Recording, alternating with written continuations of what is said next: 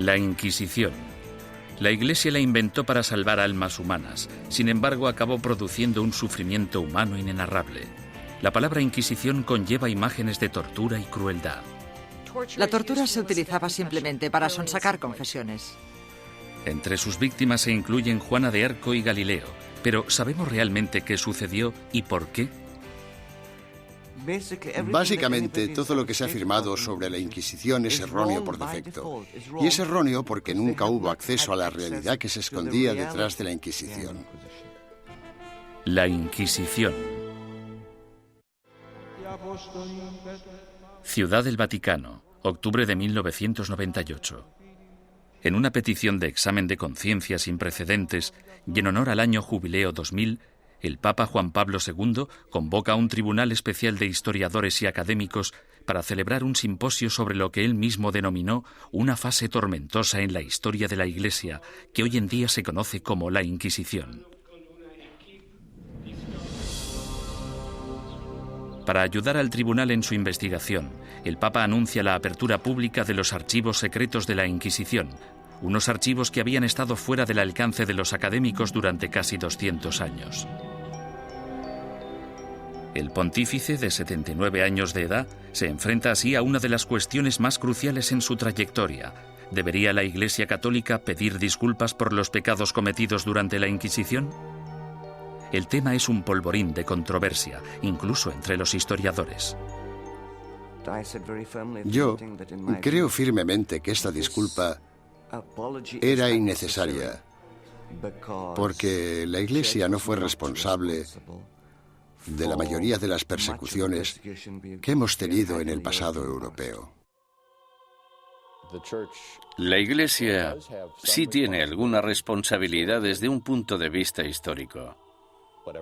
Fuera lo que fuere lo que la Inquisición hizo mal, no se puede decir que no fuera responsabilidad del papado. Todos los académicos deben afrontar una cuestión central y perturbadora.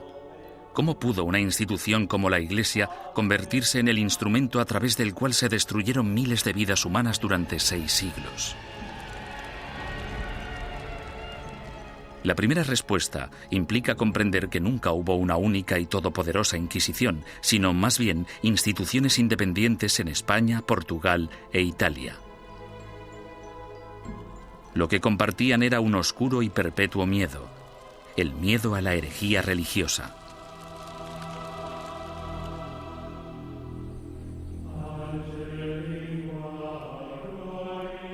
Año 1100 después de Cristo.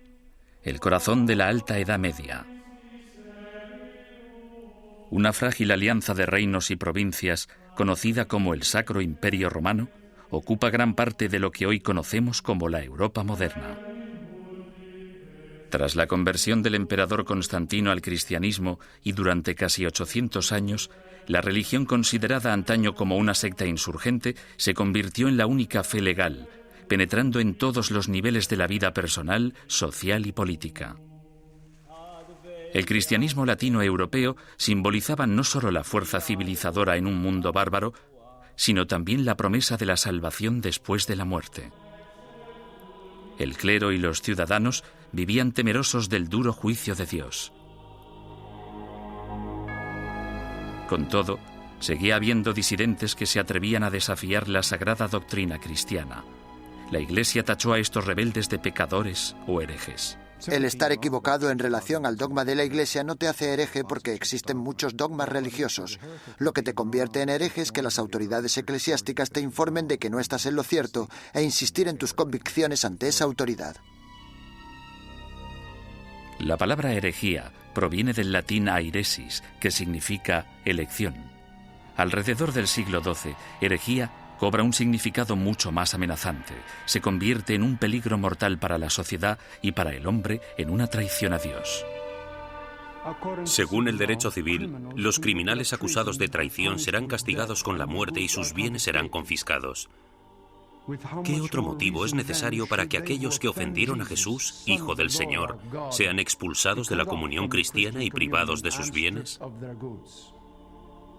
Papa Inocencio III. A pesar de la posición inamovible de la Iglesia en considerar esto un delito, los grupos de pensamiento libre siguieron emergiendo e insistiendo en interpretar a Dios a su manera. Entre dichos grupos se encontraban los valdenses, predicadores itinerantes que erraban por el sur de Francia y el norte de Italia, viviendo en apostólica pobreza. El atractivo de los valdenses parece que fue su visión de un cristianismo simplificado, de la habilidad de todos para predicar si se poseía la inspiración del Espíritu, sin importar si se era clérigo o no. La Iglesia insistía que cualquiera que quisiera dedicarse a la predicación pública debía ser acreditado por el obispo de su diócesis. Cuando los valdenses se negaron a dejar de predicar, el Papa Lucio III emitió un edicto, conocido como Bula Papal, que tachaba el movimiento de hereje y excomulgaba a todos sus seguidores. La herejía se contemplaba como una amenaza a la comunidad cristiana. Era algo que podía perturbar a la gente, y no solo perturbar, sino que podía enajenar a toda la sociedad de la fe. Por eso era tan importante luchar contra ella. Los valdenses fueron suaves en comparación con los herejes más radicales, los cátaros. Los cátaros veían su fe como la única verdadera y se mostraban completamente hostiles ante la Iglesia establecida, a la que consideraban perniciosa. Los cátaros llamaban a sus sacerdotes perfecti o buenos cristianos. Comprometidos con una vida de estricta abstinencia, los sacerdotes no podían mentir, blasfemar, comer carne ni mantener relaciones sexuales. Acusaban a la Iglesia organizada de abusar cada vez más de su poder clerical. La austeridad de los perfecti cátaros parecía, en comparación, sumamente atractiva. En ese sentido, era una vergüenza para la Iglesia que existiera un grupo capaz de vivir realmente de acuerdo con la fe de Cristo y sus apóstoles, mientras que los abogados y administradores de la Iglesia vivían como grandes príncipes. Alrededor del siglo XIII, Europa era un foco de herejía. Al sur de Francia floreció el catarismo. La tensión aumentó hasta que una conspiración cátara asesinó a un representante papal que predicaba en la región del Languedoc en el año 1208. Ultrajado, el Papa Inocencio III reclamó una nueva cruzada en contra de los herejes. Lo que hizo fue básicamente pedir a la nobleza del norte de Francia que se trasladara al sur del país y que convenciera a los nobles de la región, que no perseguían al movimiento cátaro, de que lo hicieran y que propiciaran las condiciones adecuadas para erradicar a los cátaros del mundo rural. El Papa denomina esta guerra santa contra sus semejantes cristianos la Cruzada Albigense, en honor a la catedral francesa de la ciudad de Albi. Las atrocidades que cometieron sus cruzados del norte se convirtieron en legendarias. Los perfecti cátaros, fácilmente identificables por sus atuendos negros, eran asesinados en el acto. Los perfecti no intentaron esconderse, en parte porque la muerte les liberaba de este terrible mundo material en el que el Dios mezquino les había sumergido. Tenían una tímida tendencia al martirio. Sin embargo, tras años de matanzas, los astutos perfecti decidieron desprenderse de su atuendo distintivo y camuflarse gradualmente. A pesar del celibato, incluso empezaron a viajar con mujeres afirmando que eran sus esposas. El Papa Inocencio III volvía a enfrentarse al mismo rompecabezas del principio. El objetivo de la Iglesia era esparcir la salvación y un hereje muerto solo era bueno para el diablo. El pontífice en apuros consideró el sistema judicial del momento. El procedimiento habitual, el acusatorio, forzaba a la parte injuriada a hacer una acusación pública. Si la parte acusadora no conseguía probar su caso, entonces ésta era castigada del mismo modo en que habrían castigado al acusado. Este proceso hacía que incluso los que tenían una queja real se mostraran reacios a presentar una acusación. Inocencio III se dio cuenta de que esas reglas no servirían para su objetivo a largo plazo. En el año 1215, el Papa congregó a todos los líderes cristianos en el Cuarto Concilio de Letrán, celebrado en Roma. Inocencio utilizó el encuentro para anunciar sus nuevas normas para la persecución de herejes y clérigos descarriados. La Santa Inquisición había nacido.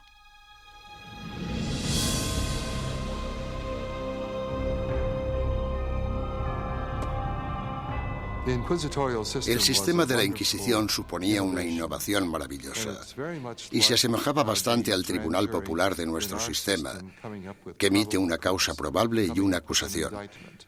No tenían que demostrar nada, solo necesitaban tener muy claro o tener suficientes indicios que sugirieran la culpabilidad del acusado.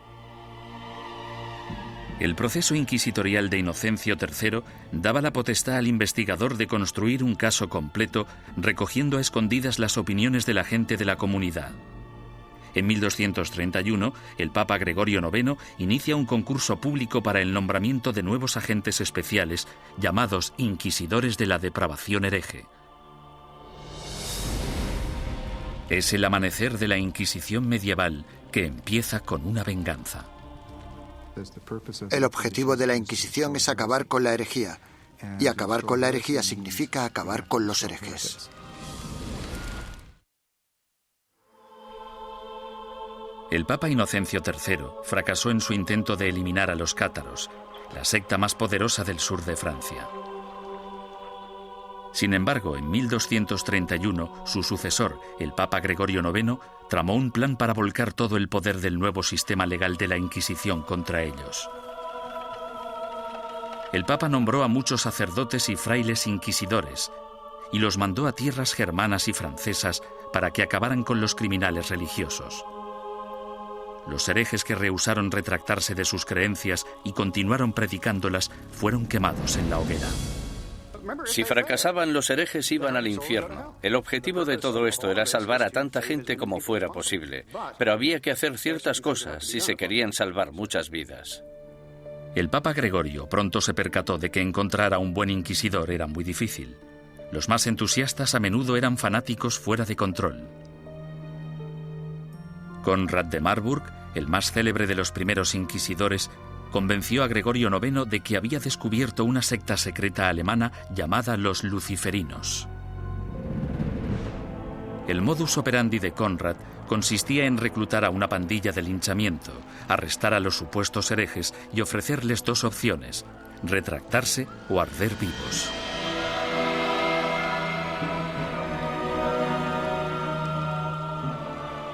Los historiadores descubrirían más adelante que los luciferinos fueron pura ficción, una invención obsesiva que Conrad creó para impresionar al Papa. El inquisidor papal del norte de Francia no era mejor. Un cátaro convertido de nombre Robert Le Boucre acorralaba a grupos de supuestos herejes y celebraba estrepitosos juicios públicos. En un suceso devastador, 183 cátaros fueron interrogados, sentenciados y quemados vivos en un solo día. Tras años de protesta por parte de los obispos franceses, el Papa finalmente se dio cuenta de que Robert era un extremista peligroso, por lo que le retiró de su cargo y lo encarceló. Había que hacer algo, y tenía que haber alguien mejor para hacerlo que estos individuos, devotos, aunque extremadamente incompetentes y peligrosos. Este fue el momento en el que Gregorio IX se fijó en los dominicanos. Fundada por Santo Domingo en 1216, la Orden Dominicana estaba capacitada para realizar el trabajo de inquisidor. Educados como teólogos, los dominicanos estaban habituados a la vida en la calle y a predicar contra la herejía. A mediados del siglo XII, Gregorio IX ordenó a 4 docenas de inquisidores dominicanos que buscaran y procesaran a los cátaros, los valdenses y a los demás grupos herejes. El pontífice anunció de forma oficial a sus obispos la llegada de los inquisidores a los burgos y pueblos de Francia, Italia, Alemania y España. Ordenamos que se les reciba amablemente y que se les trate con honor, dándoles buenos consejos, ayuda y apoyo, de tal modo que puedan realizar la tarea que les ha sido encomendada. En esta carta, Gregorio IX pedía a sus obispos mucho más que simple hospitalidad. En su búsqueda de herejes, los inquisidores papales necesitaban confiar en información interna, rumores y otras habladurías recogidas gracias a una red informal de clérigos informadores que trabajaban como espías.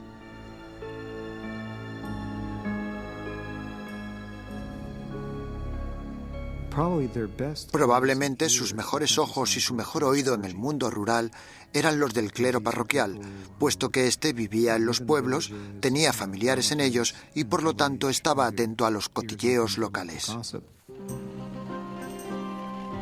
En sus incursiones a lo largo de la geografía, los inquisidores llegaban a un pueblo acompañados normalmente de un notario o escribiente para documentar el procedimiento o, en ocasiones, de un sirviente o un guardaespaldas.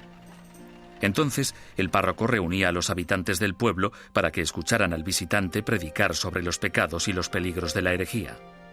Una vez terminado el sermón, el inquisidor anunciaba un período de gracia durante el que cualquiera que hubiera cometido herejía podía confesar sus pecados a cambio de un trato clemente.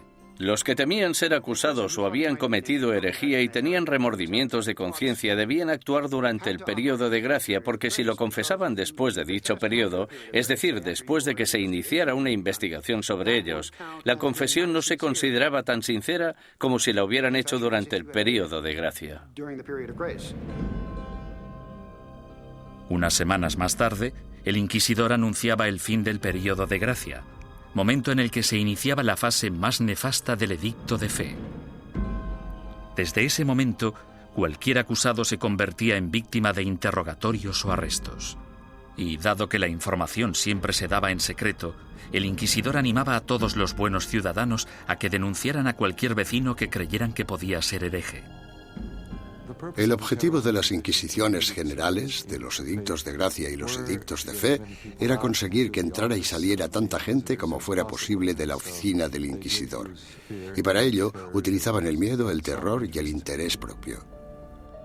El inquisidor debía tener al menos 2 testimonios incriminatorios antes de poder seguir adelante. En ocasiones, los sujetos víctimas de investigación no sabían que eran sospechosos hasta el día que les convocaban. Durante el procedimiento inquisitorial, la mayoría de las pruebas se recopilaban antes de que tuvieras conciencia de que había una investigación en marcha. Cuando te informaban del caso, la investigación ya había finalizado. Bastante diferente al sistema actual. Conscientes del peligro de las acusaciones falsas o maliciosas, los inquisidores intentaban diferenciar las mentiras de la verdad. Cuando hacían subir al estrado a un acusado por primera vez, le hacían nombrar a todos sus enemigos. Si alguno de esos nombres coincidía con cualquiera de los nombres de la lista de testigos, el inquisidor debía desestimar ese testimonio. Sin embargo, las protecciones legales se acababan aquí. El acusado nunca llegaba a saber el nombre de quienes le acusaban, ni tampoco los motivos por los que se le acusaba. Era muy complicado demostrar tu inocencia una vez acusado por los inquisidores. Incluso los sospechosos que confesaban haber cometido herejía no podrían reconciliarse con la Iglesia hasta que dieran nombres e información de otros supuestos herejes. Si obstaculizaban la investigación, se arriesgaban a sentencias de cárcel y a perder todas sus propiedades. Si no cooperabas, los inquisidores podían reducir tu ración de comida y encadenarte a la pared. Por tanto, el principal método para conseguir que la gente confesara era simplemente encerrarlos durante largos periodos de tiempo y dejarles reflexionar. ¿Cómo llevaban los inquisidores su trabajo tan en secreto? Han sobrevivido algunos manuales prácticos dándonos una aproximación fascinante a ese período. Uno de ellos, llamado Conducta de interrogación relacionada con la depravación hereje, fue escrito por un inquisidor retirado, Bernard Guy, en el año 1324. Guy, cuyas hazañas inspiraron la novela histórica En el nombre de la rosa, ofrece docenas de investigaciones en las que recoge 17 años de experiencias de primera mano en lo que él denomina su cruzada personal contra la herejía. El objetivo de la Inquisición es acabar con la herejía. Y para acabar con la herejía, debemos acabar con los herejes. Bernard Guy, 1324. Los inquisidores se consideraban realmente una organización de combate. Eran bastante conscientes de que existían herejes y simpatizantes por todas partes y estaban muy motivados para deshacerse de ellos. En 1376, el inquisidor Nicolás Aymeric de Aragón escribió el libro Directorium Inquisitorium. En él Describía la tenacidad y el compromiso que debía tener un inquisidor de los siglos XIV y XV, e incluso incluyó una lista práctica de trucos inteligentes utilizados para engañar a los sospechosos para que confesaran. Uno de los trucos que me asombró fue el de sentarse con una vitela pequeña en las rodillas y mirarla y comprobarla mientras la persona da su testimonio. Luego, en algún punto dices, no, lo que estás diciendo no puede ser verdad. Está clarísimo que no me estás diciendo la verdad. Y entonces el sospechoso, sometido al interrogatorio, piensa que lo que tienes es la declaración de otra persona cuando en realidad solo tienes una vitela en blanco.